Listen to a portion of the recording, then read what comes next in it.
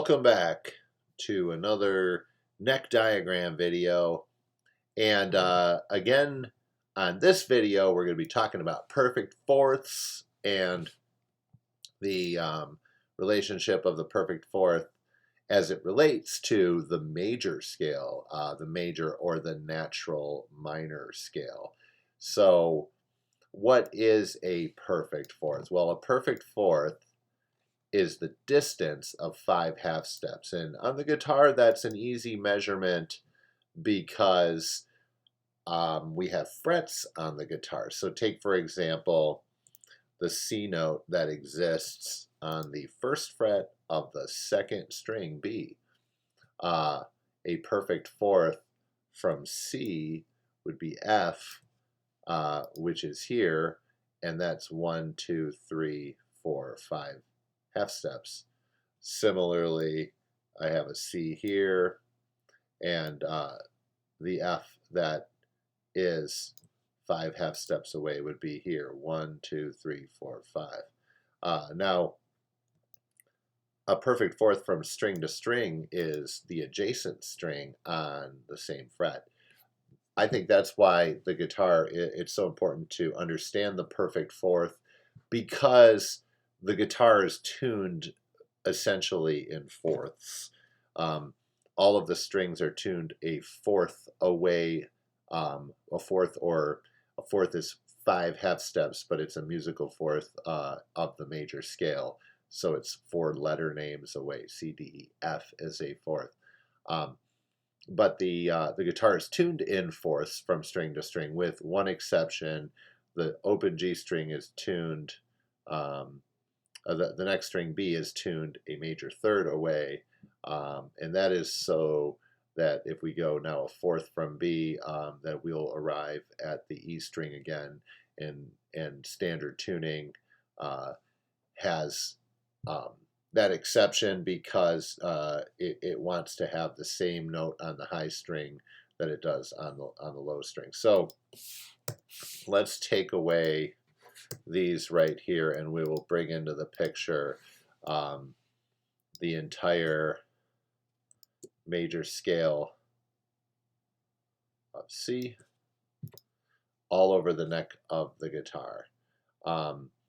So if we eliminate a lot of this here and just look at C on a single string, starting on C, we have C, D, E, F, G, A, B, C.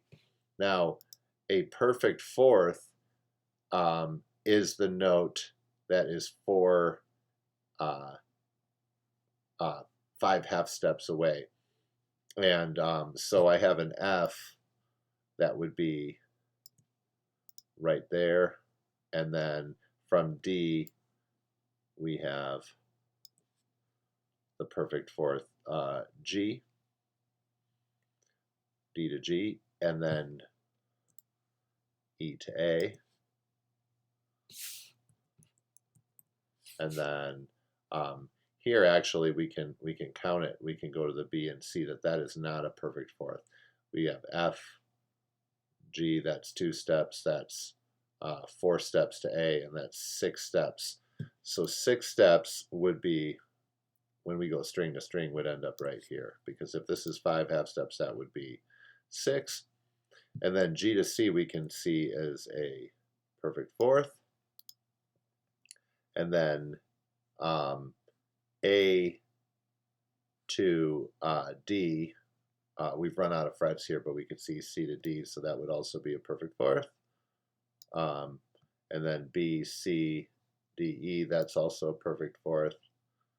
And C to F once again, perfect fourth.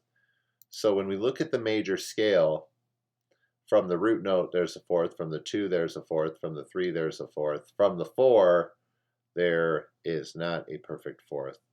This would be called an augmented fourth, augmented meaning larger than. It's six half steps, but we can see the rest of them all have a perfect fourth away from it. So it's an important interval because it's so prevalent within the major scale.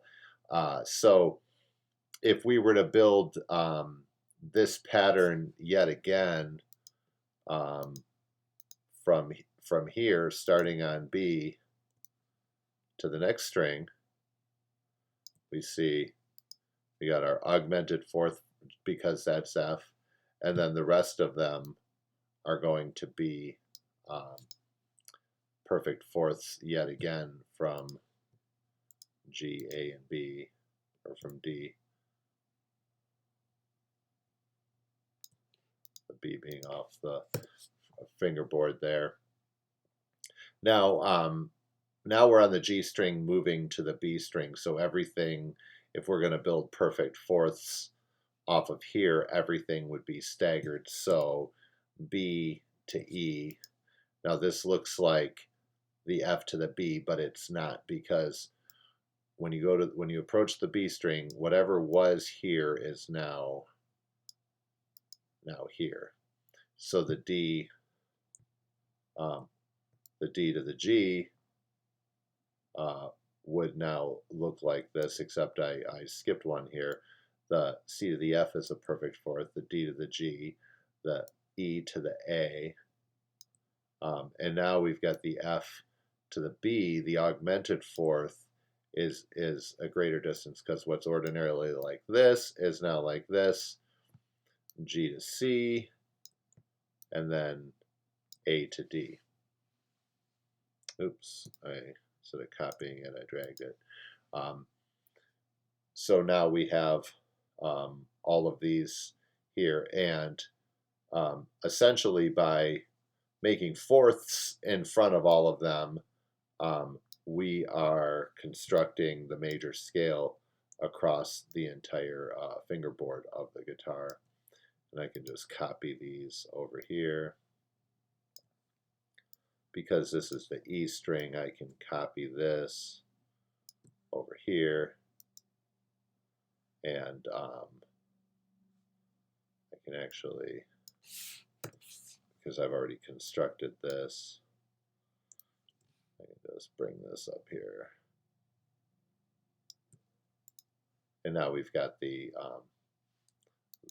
whole shape of it, with the emphasis being on where is the perfect fourth, and again, because of the prevalence of it happening off of every note except for